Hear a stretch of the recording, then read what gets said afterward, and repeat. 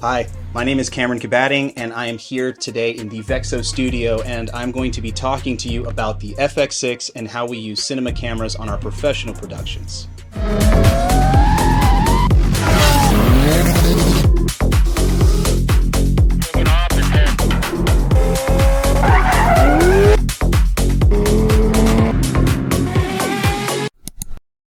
Vexo is a full production company that is aiming to deliver the most dynamic footage possible.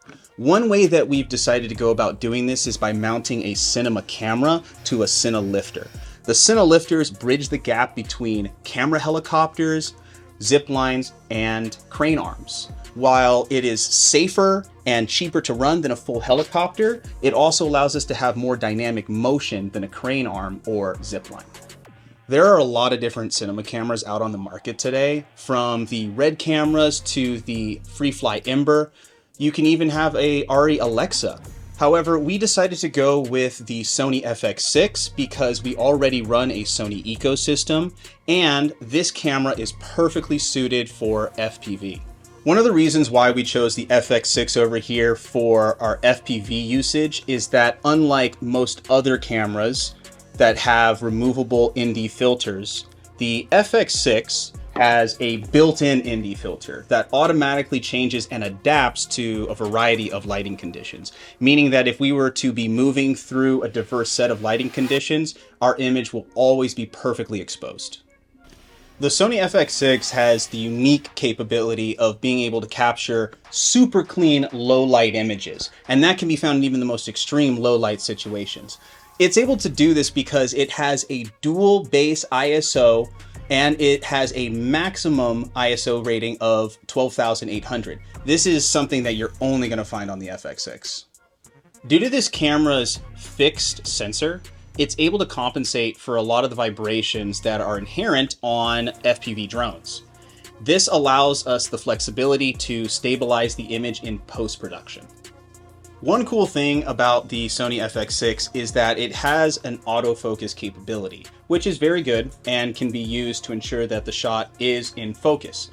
However, some of us want to manually pull focus, and this camera system can be paired with a wireless transmission module and a display monitor, so that way when focus is being pulled or the camera is moving about through the space, that we can work directly with a director to ensure we're getting the correct shot.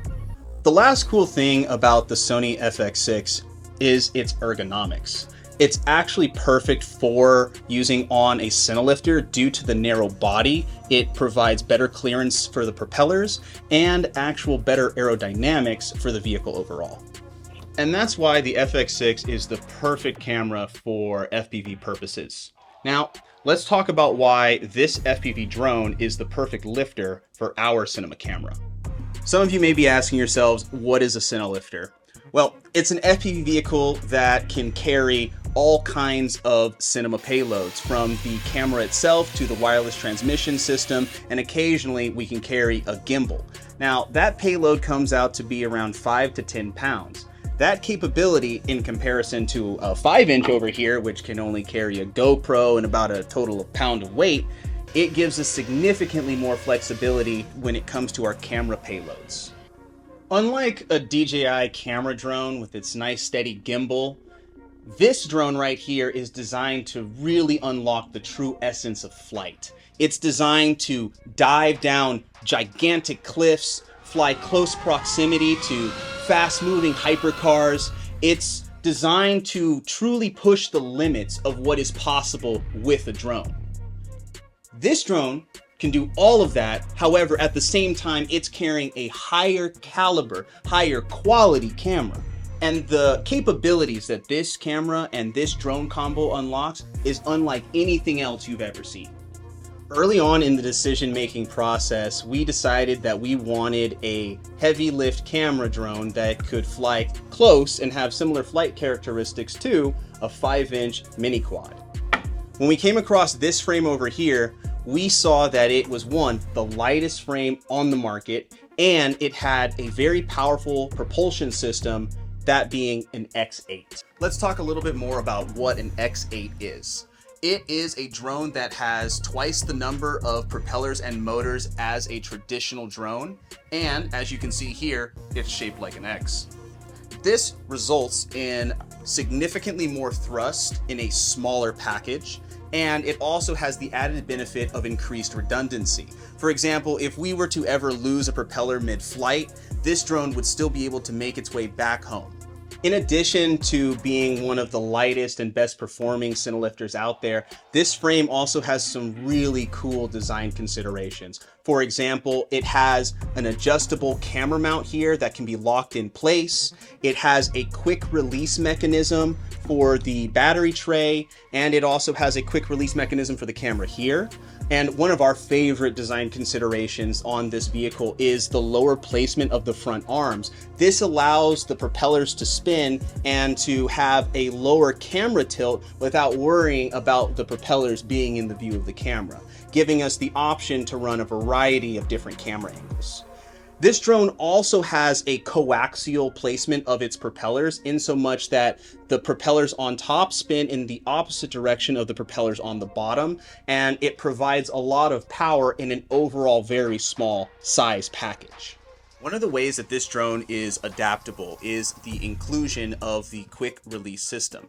Not only does it allow for you to swap cameras and batteries very quickly, but it also allows you to adjust the center of gravity.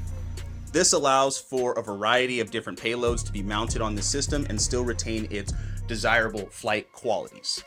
Not only does it have these unique considerations, but it also has an antenna placement that's high up, allowing for you to stack higher cameras and maintain good connection with your camera signals.